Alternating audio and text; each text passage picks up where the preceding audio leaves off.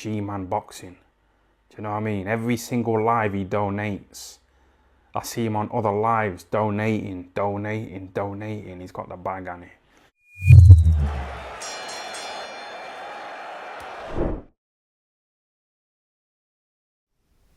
Alright, people.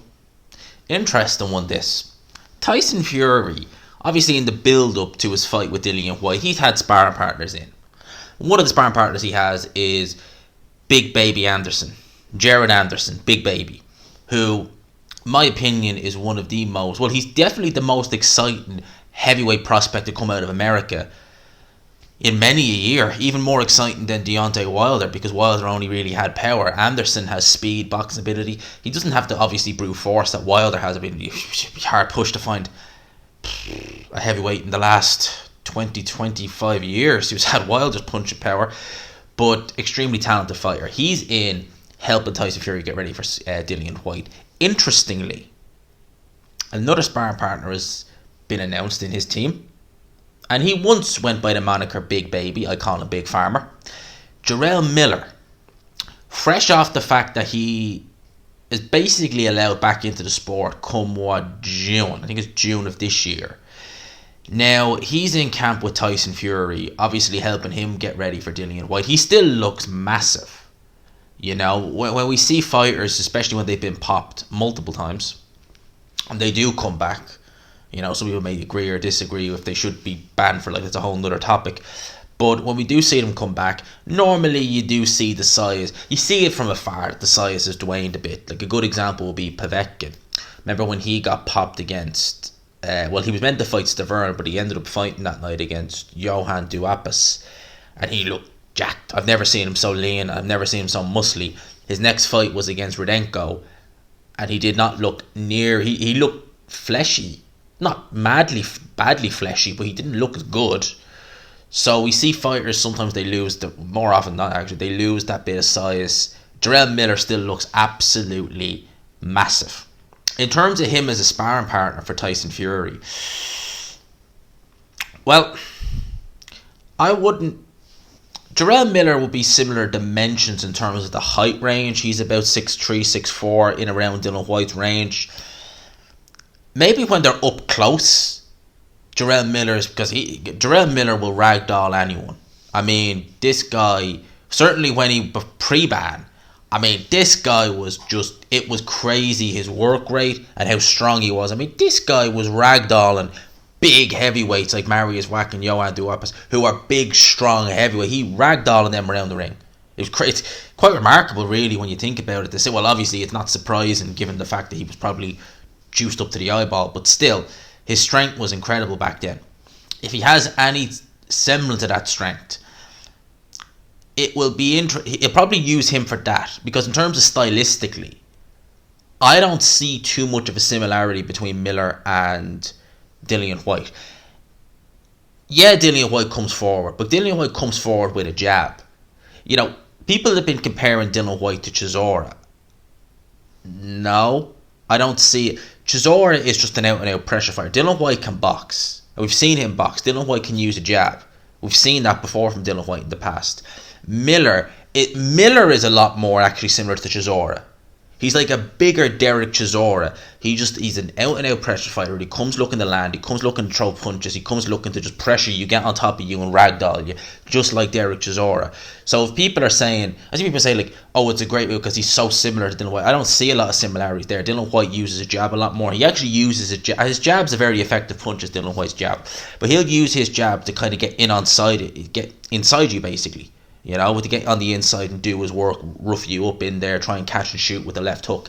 We've seen him do that even in the AJ fight. You can see Dillian Whyte's jab in the AJ fight was probably, well, obviously the catch and shoot left hook, which hurt AJ, but the actual jab he was using was giving him a lot of success against AJ. And Dillian Whyte is very good at pressuring, as I said, with the jab. Using it on the front foot, trying to get inside, using that. Jarrell Miller is just, come forward, I've got a good chin, pre-ban. I'm strong as hell pre-ban. I can throw a lot of punches pre-ban. Don't know what he's going to be like now. But in terms of just a sheer just unit, I mean, I'm sure he's still a unit now. I'm sure Tyson Fury would give him an idea of what he's going to expect probably when he's on the inside with Dillian Whyte. You know, in terms of the kind of outside boxing, Anderson would probably be. Some people might even say, I'm not saying they're right, but they might even argue that Anderson and sparring could be harder than the actual Dillian Whyte fight. I don't think that. I think he's in for a hard night's work with Dillian Whyte. People may disagree with that. Let me know why. But I pick Fury, obviously, but I think Dillian Whyte is a much harder task than people give him credit for. Anderson, his speed, he's a lot faster than Dillian Whyte. He's got a lot more energy. I'm pretty sure he would be lighter than Dillian Whyte. Some people, and Anderson, the rumour was one of the reasons why the Wilder fight got pushed back to October was Anderson was giving Fury the business in sparring, and they knew Fury wasn't ready physically for this fight.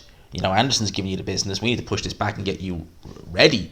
You know, so it's interesting having both, you know, Big Farmer and Big Baby in training camp. I can kind of see why he's brought Big Farmer in terms of like you'll have a unit up close if you're trying to, you know, because Fury, I get the impression I'm sure he will at some point in this fight look to get up close on Dillian Whyte, look to walk him down with the jab, look to exchange shots on the inside.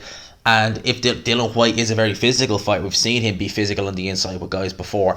If that does happen, having the experience of someone as Big Farmer Miller, in that aspect it may help. But if you're looking for him to replicate Dillian Whyte's style, as I've said, I see Chisora and Whyte being nothing alike, and I see Farmer and Chisora being more alike than he is with Dillian Whyte.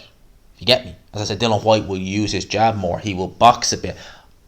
I think boxing against Tyson Fury for Dillian Whyte is probably not his best game plan, to be honest with you. I think he'd be more looking to just catch and shoot with the left hook, and just if Fury's getting in, you know, the old saying, don't hook with the hooker, but you can jab with a jabber. I think that would be the best kind of course of action. You know, hope that he does exchange hooks with Dillian Whyte if you're Dillian Whyte, because you know yours is the more refined hook. It's the better hook. You're a natural hooker as opposed to Tyson Fury. What would be Tyson? Tyson Fury's probably right hand is probably his best punch. You know, I mean, like he's not really known for having one specific punch. You know, sort of way. Like it's not like a Wilder where it's right hand heavy.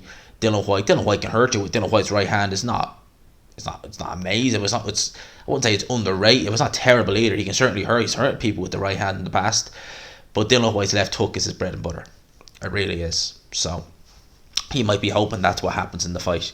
I don't want to talk too much about my kind of breakdown of this fight, where we'll wait till closer to fight week.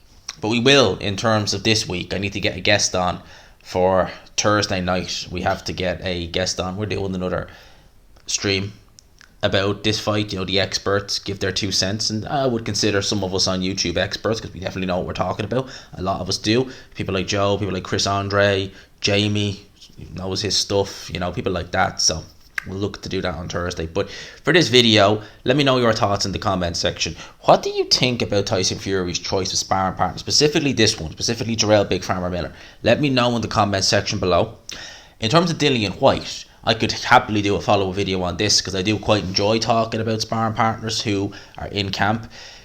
For Dillian Whyte, I mean, he's really not given much info as to who's in camp with him, or certainly that I've not seen, although I've been trying to keep off social media other than YouTube the last couple of days, so maybe he has shown snippets of his training camp. I don't particularly know.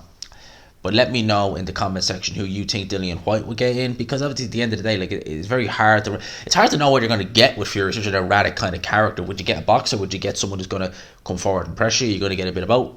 He'll need to have both scenarios covered, I think. I think with Tyson Fury, he's got a good, fast, young, athletic, well, Miller's athleticism is alright, but a good, fast, talented kind of, you know, Anderson is more kind of a bag of tricks. You know, sort of way, like, he's obviously not only on the Rusev, but he can do a lot of things good in there. In terms of Miller, you've got just an absolute unit, a big unit of a man who, if it comes to the inside, you know, if you can keep, if you're not getting ragdolled by him, you're obviously doing quite well for yourself. You're obviously keeping him at bay, and you're obviously able to, you know, hold him back when it comes up close. One interesting thing before I go, before Miller got banned again, he was signed with Bob Arum. I wonder honestly, right, I wouldn't be shocked. Would I be shocked if Bob Arum did? I wouldn't be shocked if Fish Eyes did. I would not be at all shocked. Garda cars went up the road there. That's very rare in this part of Dublin. That's why I was looking out. I seen the blue light. But I wouldn't be shocked if fish eyes might look at that and just think, why not? What have I got to lose? Would Bob Arum? I doubt it very much. I think Bob Arum, that ship has sailed, but you never know. If the Furies put in a good word, especially if he wins. Well, welcome back. Hey, welcome back, my man. Let the past be in the past. You never know, something like that. That was a really bad impression of Bob Arum. But anyway, let me know your thoughts in the comments section. What you think of this video. Smash the like button. Do you like what I touched on in this video? Do you think some of it makes sense? Do you agree, disagree? Leave it in the comment section below. For now, lads and lassies, hope you enjoyed it. Smash the like button. We're near 7k. We'll get there, hopefully in the next 10 days or so. Fingers crossed. I'll talk to you. Peace.